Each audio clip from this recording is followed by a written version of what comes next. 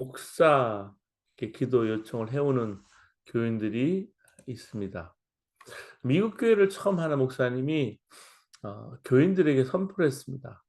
나는 영어도 잘 못하고 회의도 잘 인도 못하고 설교도 잘 못합니다. 근데 저는 여러분 한 분 한 분을 놓고 매일 아침 기도하겠습니다. 그랬더니 그 목사님의 진심을 받아들여서 오랫동안 이 미국 목회, 타인적 목회를 잘 감당했다고 합니다. 사실 기도 요청이 목회자에게 많이 있으면 "주여 저는 누구에게 가서 기도를 받아야 합니까?" 하는 탄식이 목회자로서 나올 때가 있습니다. 그때 주님께서 즉시 깨닫게 하는 것이 있습니다. 예수님께서 직접 나를 위해서 기도하신다는 사실. 사랑하는 여러분, 예수님께서 여러분을 위해서 기도해 주신다는 사실을 아십니까? 여러분 그렇습니다. 요한복음 17장을 오늘 읽었는데요. 예수님께서 십자가 지시기 전에 제자들을 위해서 하신 기도 내용입니다. 근데 이 기도는요, 우리를 위한 기도이기도 하다고 말씀하고 계십니다. 오늘 본문 20절 말씀을 보시면은 나는 이 사람들을 위해서만 비는 게 아니고 이 사람들의 말을 듣고 나를 믿는 사람들을 위해서도 빈다고 말씀드리고 있습니다. 성령님은 말할 수 없는 탄식으로 우리 안에 계셔서 우리를 위해서 대신 간구해 주시는 영이십니다. 영이신 하나님이에요.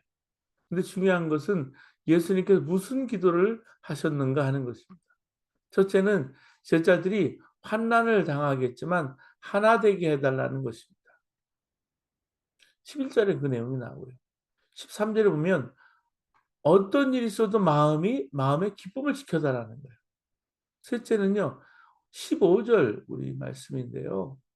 제자들이 악에 빠지지 않게 보호해 달라고 하는 내용이에요. 17장에 그 내용이 나오고 있어요. 지금 우리가 주님의 이 중보기도 속에 살고 있다는 사실을 명심하고 우리가 보내야 합니다. 그렇기 때문에 이 일은 반드시 이루어진다고 믿어야 맞습니다. 언제나 하나 될 수 있고 어떤 일이 있어도 마음의 기쁨이 있고 악에 빠지지 않는다는 사실. 그런데 예수님의 기도 중에 가장 중요한 기도가 뭐냐면 제자들이 하나가 되게 해 달라는 기도였어요. "아버지 저들도 하나가 되게 해 주옵소서." 문제는 어떻게 하나 될 수 있느냐는 것이죠. 그 답이 예수님께서 제자들을 위해서 기도하기 전에 드리신 기도에 있습니다. 오늘 1절 말씀 보시겠습니다. 1절 말씀 보시면 1절 하반절에 "아버지여 때가 이르렀사오니 아들을 영화롭게 하사 아들로 아버지를 영화롭게 하게 하옵소서." 예수님은 하나님께서 아들이신 예수님을 영광 되게 해 달라, 또 예수님이 아버지이신 하나님께 영광 돌리게 해 달라고 기도했습니다. 이 영광이 예수님께서 십자가에 달리신 것으로 드러나고 있습니다. 어떻게 십자가에 달리는 것이 영광이 될 수 있을까요? 여러분 그렇습니다. 십자가의 영광을 보는 눈이 뜨이면 하나 되는 역사가 일어납니다. 십자가 복음을 정확하게 알면 감동이 아니라 황당하고 어처구니 없고 화가 나기까지 해요. 예수님께서 십자가 지시기 전날 밤에 하나님께 피땀이 흐르는 기도를 하셨습니다. 그 십자가에 못 박히고 죽는 일이 고통스럽기 때문만은 아니었습니다. 세상 모든 죄를 다 짊어짐으로 하나님과의 관계가 끊어져야 했기 때문입니다. 남의 죄를 뒤집어 쓰는 일은 끔찍한 일이죠. 우리에게 그런 일이 생긴다면 너무나 억울한 것이고요. 어떻게 해서든지 저항할 거예요. 그렇다면 살인, 강간, 폭력, 아동학대, 인신매매, 테러, 집단학살, 전쟁, 고문, 독재, 억압 같은 온갖 더럽고 끔찍한 죄를 다 지은 사람으로 십자가에 달리셔야 했던 예수님의 마음은 어떠했을까요? 노예를 불쌍히 여겨서 그 몸값을 지불하고 자유를 주는 것을 구속 혹은 속량이라고 말합니다. 이 정도는 어느 정도 이해할 수 있을 수 있어요. 아들을 살리려고 아버지가 대신 죽었다면 감동적일 수 있어요. 사형 선고를 받은 쌍둥이 동생을 대신해서 형이 사형을 당했다면 굉장히 감동적입니다. 근데 걔를 살리려고 주인이 대신 죽었다. 말이 될까요? 흉악한 범죄를 대신해서 자신의 아들을 대신 죽게 했다면 말이 될까요? 이것은 감동도 사랑도 아니에요. 불의한 일이고 미친 짓이죠. 근데 십자가 사건은 그보다 더 심한 사건입니다. 지옥에 갈 우리를 구원하려고 하나님의 아들이 죽다니. 우리가 받은 십자가의 은혜는 아름답고 사랑스러운 정도가 아닙니다. 미친 짓이다. 너무 황당해. 말도 안 되는 이야기야. 감동이 아니라 충격. 이것은 온 인류가 구원받을 길이 십자가 하나밖에 없기 때문입니다. 십자가에서 지옥문이 닫히고 천국문이 활짝 열리는 것입니다. 그 영광은 엄청난 것입니다. 그러나 아직 더 하나 있어요. 그것은 십자가에서 나를 위해서 죽으신 예수님께서 우리 안에 임하신 것입니다. 우리는 예수님 안에 거하고 예수님은 우리 안에 거하시는 것입니다. 십자가에서 이 영광을 보는 사람은 하나가 됩니다. 오늘 22절 우리 15장 우리 주신 말씀 25절 17장 25절 22절 보면 내게 주신 영광을 내가 그들에게 주었사오니 이는 우리가 하나가 된 것 같이 그들도 하나가 되게 하려 함이니라. 하나 되라가 아니죠. 하나 되게 하신다라는 말씀. 사도 바울은 에베소서 4장 3절에 평안에 매는 줄로 성령이 하나 되게 하신 것을 힘써 지키라라고 말씀하고 있습니다. 하나 되라 하시지 않고요. 하나 되게 하신 것을 힘써 지키라 하셨습니다. 부부, 가족도 교인들도 이미 하나가 되었다는 말이에요. 언제 하나가 되었을까요? 십자가에서 하나가 되었어요. 오순절 마가다락방에서 성령이 임하시고 교회가 이루어졌을 때 사람들은 교회의 모습을 보고 충격을 받습니다. 유대인과 이방 사이에 벽이 무너졌습니다. 주인과 종, 부자와 가난한 사람의 벽이 허물어졌습니다. 그래서 복음이 그렇게 강력하게 사람들에게 전해진 거예요. 우리는 영적인 분별을 잘해야 합니다. 지금 세상에는 두 가지 영적 소용돌이 속에 있어요. 미워하고 싸우는 역사와 사랑하고 하나 되는 역사예요. 미워하고 싸우는 역사는 사탄의 역사이고요. 사랑하고 하나 되는 역사는 하나님의 역사예요. 한국이 지금 탄핵 문제 때문에 미워하고 싸우고 있습니다. 여러분, 하나 되고 사랑하는 역사가 교회 안에 없어요. 교인들끼리 싸우고요. 오히려 교회가 싸우고 미워하는 일에 앞장서고 있습니다. 정말 싸우고 갈라지는 일은 마귀가 역사하는 것일까요? 한번 생각해 보세요. 왜 싸우고 사랑하지 못하는 것일까요? 어려서부터 듣고 배운 거 아니에요? 근데 아이들에게 그렇게 가르치는 어른들이 더 싸워요. 배운 사람들이 더 싸워요. 사랑을 설교하는 목사들이 더 싸워요. 이런 현상을 뭐로 설명을 할까요?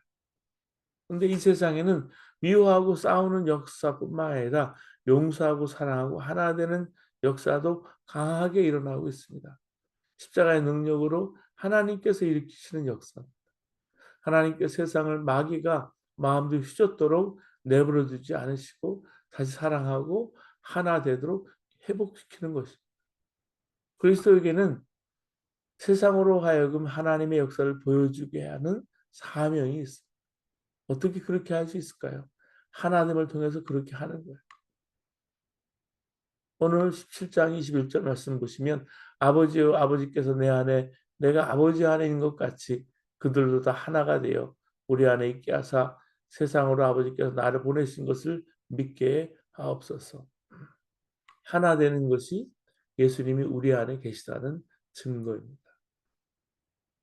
오늘 23절 말씀 보시면 곧 내가 그들 안에 있고 아버지께서 내 안에 계시어 그들로 온전함을 이루어 하나가 되게 하려 함은 아버지께서 나를 보내신 것과 또 나를 사랑하심 같이 그들도 사랑하신 것을 세상으로 알게 하려 함이로소이다. 이것이 예수님께서 그렇게 제자들이 하나 되게 하려고 하신 기도 이유예요. 이 4절 말씀 보면 아버지여 내게 주시는 자도 나 있는 곳에 나와 함께 있어 아버지께서 창세전부터 나를 사랑하심으로 내게 주신 나의 영광을 그들로 보게 하시기를 원하옵나이다. 예수님께서 나 위해 죽으셨고 내 안에 계신데 어떻게 미워하고 싸울 수 있겠어요? 이 믿음만 있으면 우리는 누구든 용서하고 사랑하고 하나 될 수가 있습니다. 명예, 가족, 건강 이런 소중한 것들을 잃을 때 얼마나 고통스러웠습니까? 그러면 주님의 임재가 사라졌을 때 은혜의 감격이 사라졌을 때는 어떻습니까? 죽을 것까지 고통스럽습니까? 잠도 오지 않고 밥맛도 없습니까? 여러분 돈은 어디 있습니까? 여러분 금, 은이나 폐물이나 이런 거 어디 있습니까? 어디에 있는지는 우리가 너무나 잘 알아요. 귀중한 것이기 때문에. 그렇다면 주님은 어디 계실까요? 잘 모를까요? 그렇다면 아직 우리가 은혜의 맛도 보지 못하고 예수 믿고 있는지도 모르는 거예요. 여러분 왜 내가 먼저 내밀어야 할까요? 제 사정을 알면 용서하라 하나 되라 말하지 못할 것입니다. 라고 말할 거예요. 근데 이렇게 설교를 듣는 게 아니라 골고다 언덕에 가서 여러분의 죄를 대신 지고 십자가에 못 박히시고 십자가에서 6시간 동안 말할 수 없는 고통을 당하며 죽으신 예수님을 바라보게 된다면 용서하지 못할 사람 또 화해하지 못할 사람이 없을 거예요. 여러분 예수님께서 십자가에 달리셨을 때 과연 어떤 심정이었을까 궁금함이 생기지 않습니까? 근데 예수님의 양쪽 손목에 대못이 박히는 것을 이렇게 묵상하다가 정말 상상도 할 수 없는 끔찍한 일이라는 사실에 우리는 깜짝 놀라게 돼요. 예수님 십자가 지신 예수님 지신 십자가는 정말 끔찍하고 무서운 거예요.